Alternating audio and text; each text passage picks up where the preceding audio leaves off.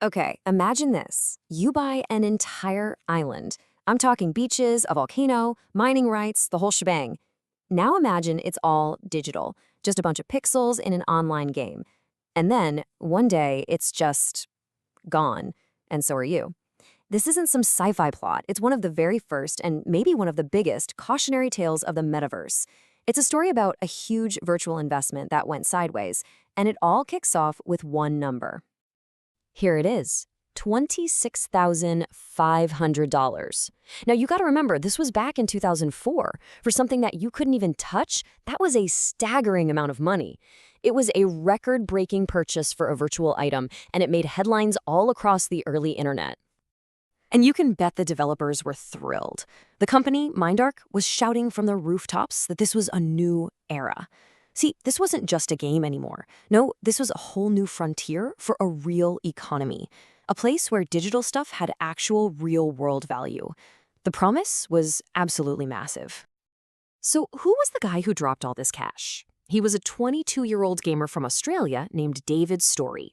In the game, though, everybody knew him as Deathifier.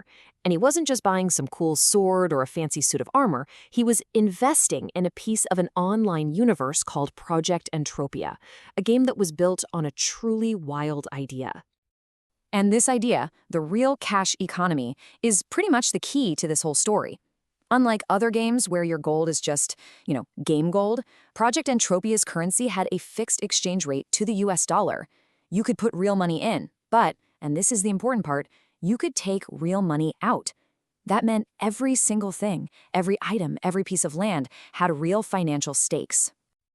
And this is what Deathifier bought. This wasn't some empty plot of digital dirt. Oh no. Treasure Island was pitched as a money-making machine, ready to go from day one. See, other players would have to pay him for the right to hunt the monsters and mine the ore on his island. He was, for all practical purposes, a digital landlord. And for years, it actually seemed to work out. But then things started to get weird. The relationship between our digital landlord and the gods of this universe, the developers, it started to fall apart. And it all began with them changing things on his island without asking.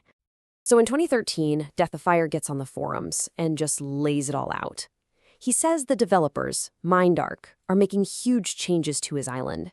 And they weren't, good changes.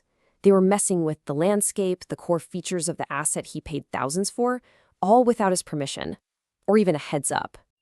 This right here shows you exactly what was going on. On the one hand, you have Deathifier's whole plan.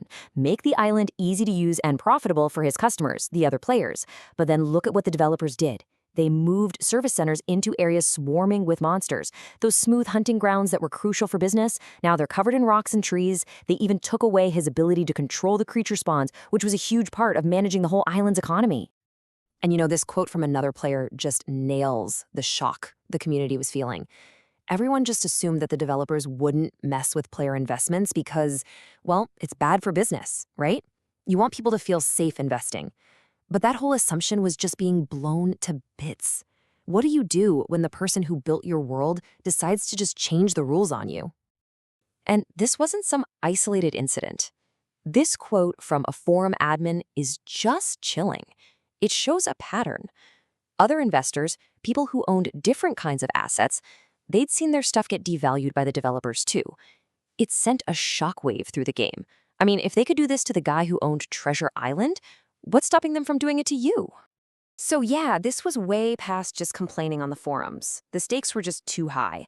This fight over digital pixels was about to smash through the screen and land right in a real-world courtroom, kicking off a messy, international legal fight that would last for years. And this legal battle was a total marathon. It started with another land deal in 2011, exploded into a full-on lawsuit in 2013, and just dragged on and on. And you can see here it kind of ends, at least according to the developers, with them claiming victory in their 2019 annual report. And the court case wasn't just about them messing up his island either. It was way more complicated than that. It involved a whole separate land deal that went bad, and even accusations that the developers stole his intellectual property, like designs he'd made and used them without paying him. Now here is where the story actually made legal history. It brought up this wild new question.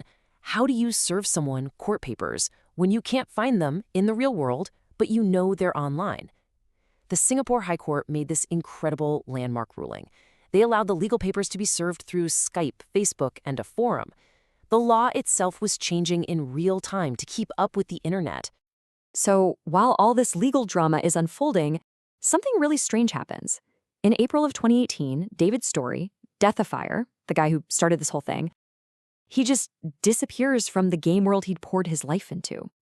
This became the big mystery. The whole community was asking, where did he go? Did he get banned? Did he just give up and quit? The silence was just absolute. But the clues he left behind painted a pretty scary picture.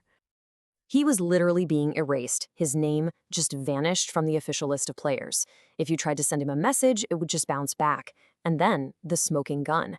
All of his valuable properties, including Treasure Island, were transferred to an account named MindArc Official Annex.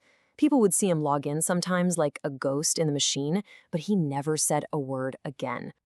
The name of that account, MindArc Official Annex, that's so deliberate. Think about that word, annexation. That's a term countries use when they forcibly take over another country's territory. The message here could not have been clearer. This wasn't a sale or a friendly transfer. It was a seizure.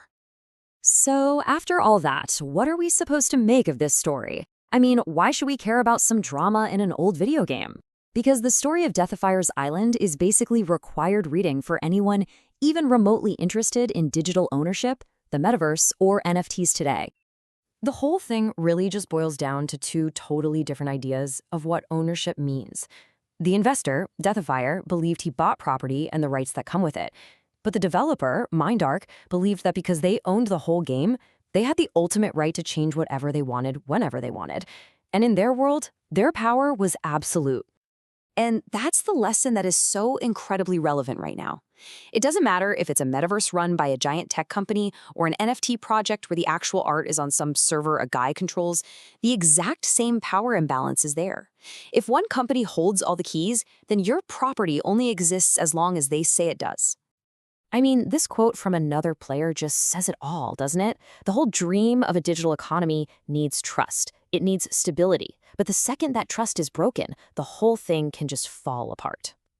We are constantly being sold this big idea of owning our digital stuff, our items, our data, our online identities. But the story of Treasure Island forces us to ask a really uncomfortable question. If you can't control it, if someone can just change it or take it away from you, do you really own it at all? And that, right there, is the question this nearly 20-year-old story leaves us with.